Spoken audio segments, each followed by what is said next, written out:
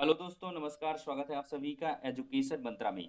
दोस्तों, मर्जर के खिलाफ एक और याचिका हो चुकी है और बड़े प्रदर्शन का ऐलान हुआ है और ये प्रदर्शन चरणबद्ध तरीके से किए जाएंगे। और दोस्तों, एक मर्जर का नया आदेश आप सभी को चौंका देगा। पहले प्राइवेट नौकरी पर केंद्र सरकार का बड़ा ऐलान हो चुका है और आईबीपीएस से निकली है बढ़िया भर्ती, आवेदन शुरू है। तो पहली प्राइवेट नौकरी पर क्या कुछ प्राथमिकताएं यहाँ पर देखने के लिए मिलेंगी, आपको इस वीडियो में बताया जाएगा। तो चलिए दोस्तों, वीडियो को शुरू करते हैं। तो मर्जर के खिलाफ दोस्तों देख रहे हैं आप लोग लगातार याचिकाएं पड़ रही हैं और ये थर्ड याचिका है। और दोस्तों इसका बिल आप लोग 23/6/2025 का देख सकते हैं। अशोक खरे सीनियर एडवोकेट, ये इलाहाबाद हाई कोर्ट पर अपनी जो है पैरवी करते हैं।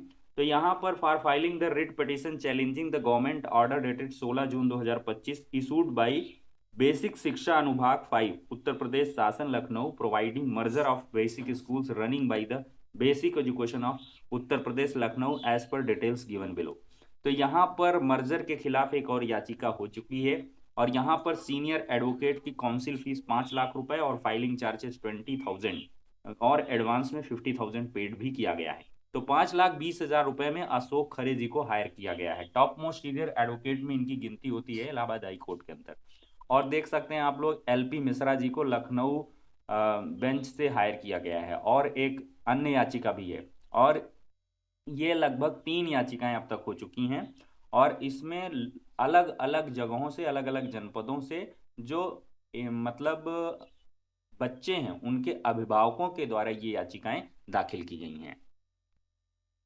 अब दोस्तों, हाईकोर्ट में जब भी सुनवाई होगी इस मैटर पर तो अवश्य ही इसमें कुछ फ्रूटफुल रिजल्ट्स आपको देखने के लिए मिलेंगे।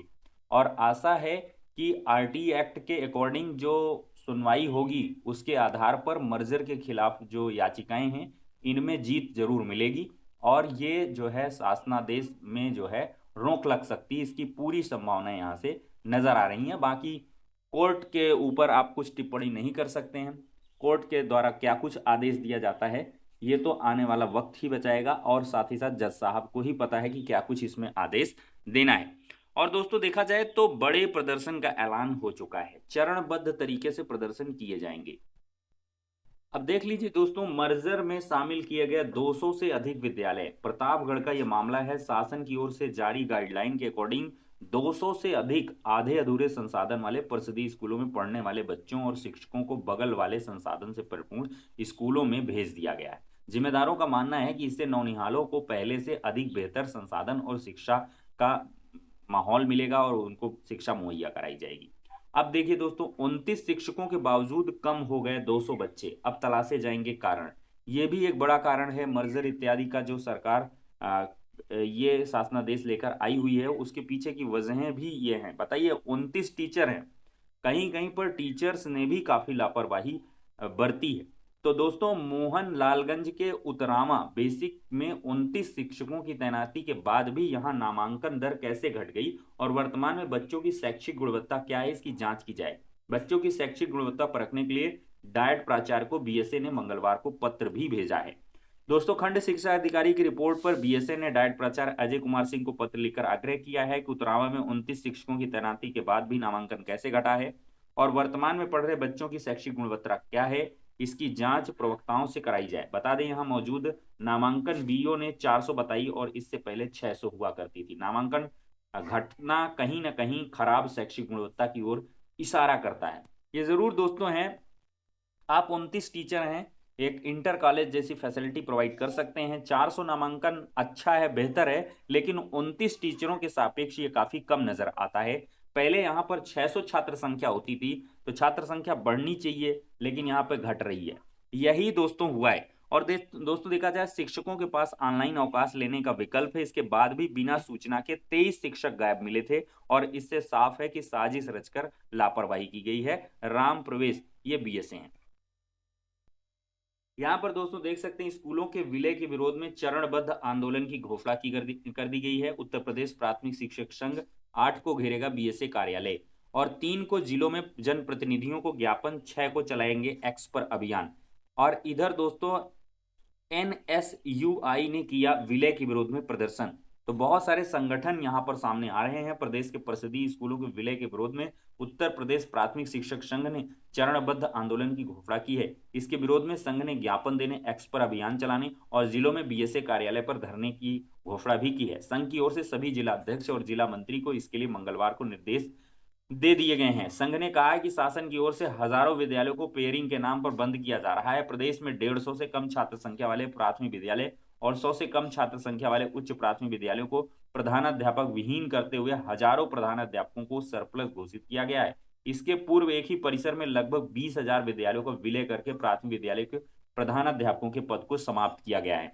तो दोस्तों ये सारी चीजें आप लोग देख सकते हैं। इसी वजह से आप कहते हैं कि वैकेंसी क्यों नहीं आ रही है, तो यही बहुत सारी वजहें हैं दोस्तों, जिनकी वजह से ये वैकेंसी लगातार घटती चली जा रही हैं।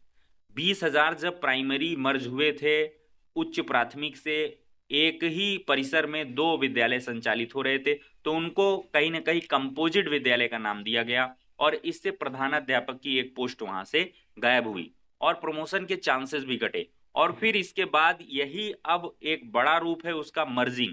मर्जिंग में क्या होगा, एक विद्यालय दूसरे से अटैच होगा, सीधे से एक प्रधानाध्यापक की पोस्ट वहां से निकल जाएगी। अब तो ये भी नियम है कि 150 से कम छात्र संख्या है तो वहां पर हेड टीचर नहीं रह सकता है, हेड टीचर की अपॉइंटमेंट नहीं होगी। और परिषदीय विद्यालयों में आप लोग जानते ही है 2 प्रमोशन होते हैं, एक मतलब ऑप्शन एक ही है, प्रमोशन एक ही होता है, उसमें ऑप्शन 2 मिल जाते हैं। या तो आप प्राइमरी का हेड बन जाएं, प्राइमरी के असिस्टेंट टीचर पर अपॉइंटेड होने के बाद आपके पास 2 विकल्प मिलते हैं, या तो प्राइमरी के आप हेड बन जाएं या तो जूनियर के असिस्टेंट टीचर बन जाए। तो यहाँ पर दोनों ही मौकों पर कहीं ना कहीं जो है काफी ज्यादा प्रभाव देखने के लिए मिलेगा। क्योंकि पहले से जो प्राइमरी के हेड टीचर्स हैं 150 से कम छात्र संख्या वाले, उनको जाके शिफ्ट कर दिया गया है उच्च प्राथमिक विद्यालयों में। तो उच्च प्राथमिक विद्यालय में सहायक अध्यापक की पोस्ट ऑक्युपाई हुई और इधर हेड टीचर की पोस्ट वैकेंट हो गई। तो ये सारी चीजें हो रही हैं। और दोस्तों देखा जाए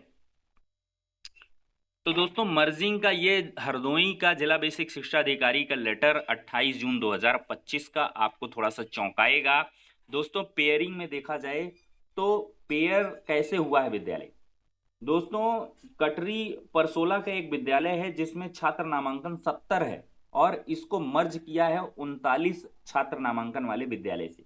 मतलब 70 छात्र संख्या वाला विद्यालय यहां पर मर्ज कर दिया गया है 39 वाले से। अब दोस्तों यहाँ पर यह है कि कम छात्र संख्या, मतलब विभाग के जो आदेश हैं वो ही हौच पौच नजर आते हैं। इन्होंने कहा था कम छात्र संख्या वाले विद्यालय को निकटतम जो अच्छी सुविधा वाला विद्यालय है वहां पे मर्ज किया जाए।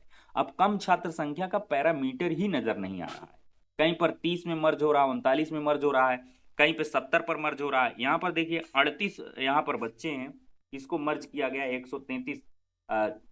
ये क्या दिया गया है, छात्र नामांकन युग्मन होने के बाद छात्र संख्या, अच्छा नामांकन 100 ये 95 वाले में मर्ज कर दिया गया। और यहाँ की दूरी काफी बताई जा रही है, 2-2.5 किलोमीटर, कहीं कहीं पे 3-3 4-4 की 5-5 किलोमीटर पर कैसे जाएंगे बच्चे, ये एक बड़ा अहम प्रश्न है। दोस्तों आईबीपीएस से निकली है बम्पर भर्ती 6,215 पदों पर। आवेदन की अंतिम तारीख 21 जुलाई है। शैक्षिक योग्यता स्नातक है। IBPS.in पर आप लोग जा सकते हैं। दोस्तों कैबिनेट का फैसला हो गया है, सरकार ने प्रोत्साहन योजना को मंजूरी दी है। अधिकतम 15,000 रुपए मिलेंगे और पहली प्राइवेट नौकरी पर केंद्र अतिरिक्त वेतन भी देगा। ये एक बड़ी घोषणा केंद्र सरकार की तरफ से की गई है। तो ठीक है दोस्तों, इस वीडियो में सारी इंपॉर्टेंट इंफॉर्मेशन हमने डिस्कस कर ली है। यहाँ पर मोदी जी का एक बड़ा बयान आया है, कैबिनेट से मंजूरी की गई ELI योजना से रोजगार सृजन को बढ़ावा मिलेगा। विनिर्माण पर ध्यान और पहली बार नौकरी करने वाले कार्मिकों को प्रोत्साहन देने से हमारे युवाओं को बहुत लाभ होगा। देखिए मासिक वेतन इस तरह से मिलेगा 10,000 रुपए तक, 10 से 20,000, 20 से ये इस तरह का यहाँ पे चीजें की गई हैं। मतलब प्राइवेट नौकरी करें तो मोदी सरकार की तरफ से आपको प्रोत्साहन राशि दी जाएगी और अधिकतम 15,000 रुपए मिलेंगे। मतलब सरकार सपोर्ट कर रही है कि प्राइवेट जॉब अगर आप करते हैं तो एक महीने का अधिकतम 15,000 रुपए वेतन अतिरिक्त केंद्र सरकार की तरफ से दिया जा सकता है। केंद्रीय मंत्रिमंडल ने मंगलवार को करीब 1,00,000 करोड़ रुपए की रोजगार से जुड़ी योजना को मंजूरी दी है। योजना में कुछ ऐसे प्रावधान किए गए हैं जिससे रोजगार के अवसर बढ़ेंगे। इसके जरिए अगले 2 साल के दरमियान देश भर में 3 करोड़ से अधिक रोजगार के अवसर पैदा होंगे। तो ठीक है दोस्तों, वीडियो लंबा हो रहा है तो ज़्यादा चीज़ों को डिस्कस नहीं करेंगे, इसके बारे में एक डिटेल्ड वीडियो भी लेकर हम आएंगे। तो नेक्स्ट वीडियो में मिलते हैं, तब तक के लिए शुक्रिया, धन्यवाद।